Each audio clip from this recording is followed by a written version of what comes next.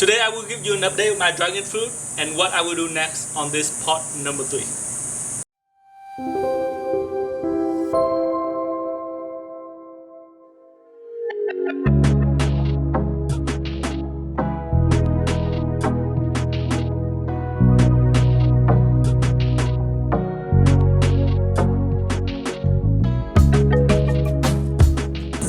Hello everyone, thank you for watching part 3 of this dragon fruit series. This is Long from GreenMangoes. If you're new to the channel, please consider subscribing to us. For today, I will give you an update of this dragon fruit since I planted last episode with the trellis being built.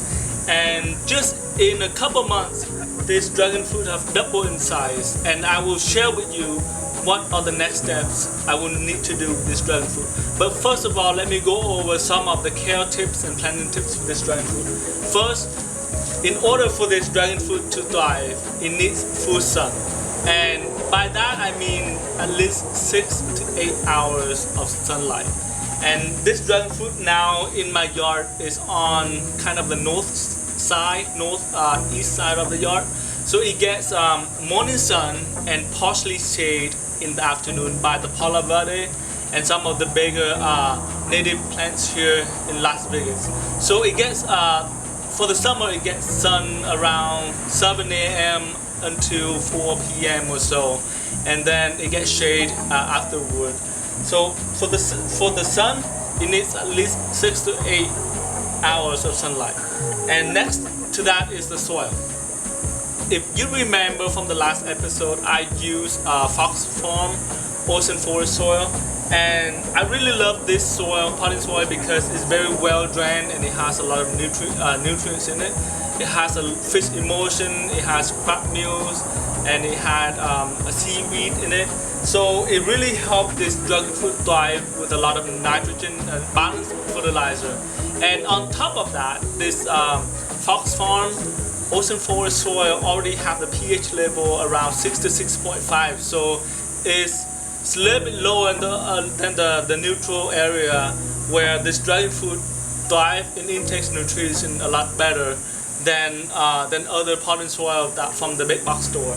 And to keep in mind, for dragon fruit, the soil must be very well drained in order for it to survive well and thrive, because if the soil is too wet, then and water stay inside the pot, then the root get root rot, it gets suffocated, it doesn't grow, and it spend a lot of time trying to breathe down there, try to get oxygen. So make sure that you, even if you don't pick Fox Farm ocean forest, make sure you pick soil that is very well drained. And you can certainly add about 20 to 30%, 30 to 25% sand, so it adds more drainage into your soil as well. And after soil is fertilizing. For this dragon fruit, at the beginning stage when I planted this, I add steer manure. I couldn't find chicken manure here in Las Vegas because they're pretty rare. But if you have access to chicken manure, they're more balanced fertilizer, organic balanced fertilizer for the dragon fruit. So use them. They're high in nitrogens and they help the initial stage of the dragon fruit to thrive and grow vertically a lot faster. I didn't have chicken manures. I used steer manure, and steer manure is the same. It's higher in nitrogen, but use them very carefully because you can easily burn your dragon fruit. For the steer manure, I cut open the bag and let them outdoor for at least 2 months before I use them. They're already composted, but it gets really hot, and I use a very thin layer on top of the pot to add some nitrogen to this dragon fruit. And I just spread them equally around the pot or so and water them. So now that was back in a couple months ago, and now that it's in mid-July, and I feel this dragon fruit have grown vertically quite a bit and is ready to fruit. Perhaps I'm hoping for it to fruit, so I now want to fertilize using high phosphorus. For nitrogen, the 3 values is nitrogen, phosphorus, and potassium, NPK, right? And now that it's ready to bloom, and I'm hoping it to bloom flowers, I will use bone meal, and bone meal is very high in phosphorus. The one particular I'm using right now, the phosphorus value is 25.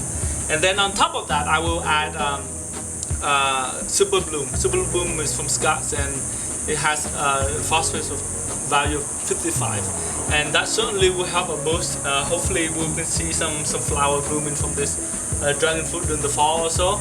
Usually, typically you see flowering in the spring, but I grow this a little bit late. It can still potentially bloom for me. I'm being hopeful, but if it doesn't, it's not the end of the world. I can wait until next spring or so. But on top of that, on top of bone meal and Super Bloom, I will also add what you call recharge from real growers. And what recharge is intended to amend the soil so that establish colonies of beneficial bacteria. And what happens when growing in container like this, it doesn't have enough beneficial bacteria, and adding this will certainly give it a boost into the plants and making the soil more healthy, giving the dragon fruit an opportunity to intake a lot more nutrients. So give this a try. This will take effect within 48 hours or so. And I've used this to revive plants before, where let's say if it's not growing well, if it's not thriving, adding this would certainly give it a quick boost to your soil, and your plants will intake nutrients a lot faster. And later in this video, I will water and I will feed these plants using phosphorus, using bone meal and recharge, and as well as Super Bloom. And I will mix it into a 5-gallon container and saturate this whole pot with this fertilizer.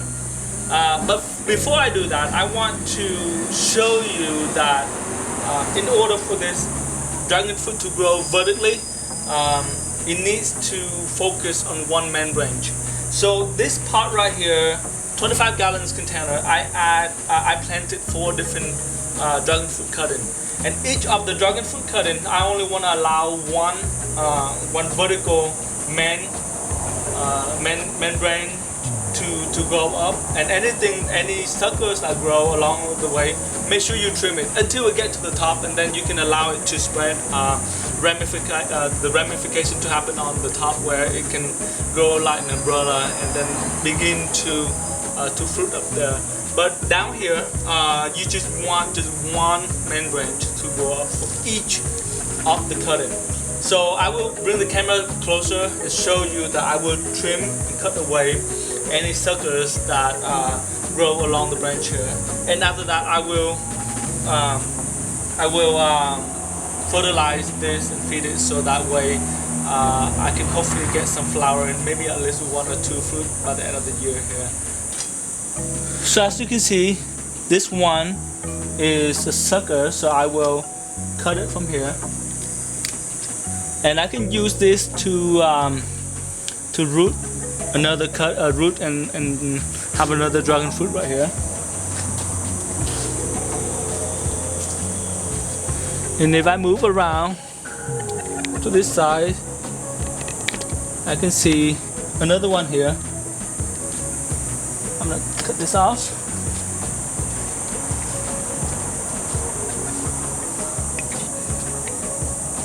And toward the middle here, I can see another one here.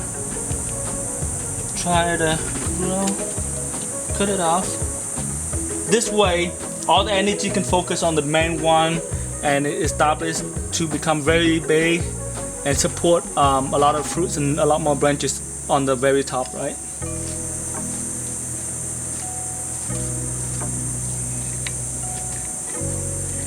And that's pretty much it. I mean, if I move around,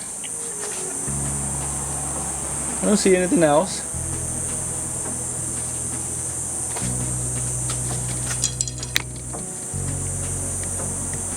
So as you can see from the top here,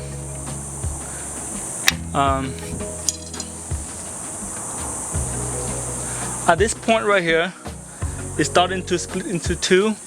I'm okay with that. So you can see from the top here, now that it reaches to the top, it can grow multiple branches, and I'll allow it to drape over to the top of this trellis here and start having a lot of branch and grow fruits for me. So after I mix all the fertilizer together and in a 5-gallon bucket and water this 25-gallon container, that's it for the updates today, guys. And just pruning the dragon fruit, make sure that it has focus enough energy on the main branch going to the top, and splitting the branch on top and fertilize it, making sure that it has enough to eat on the regular basis, because this is in the pot.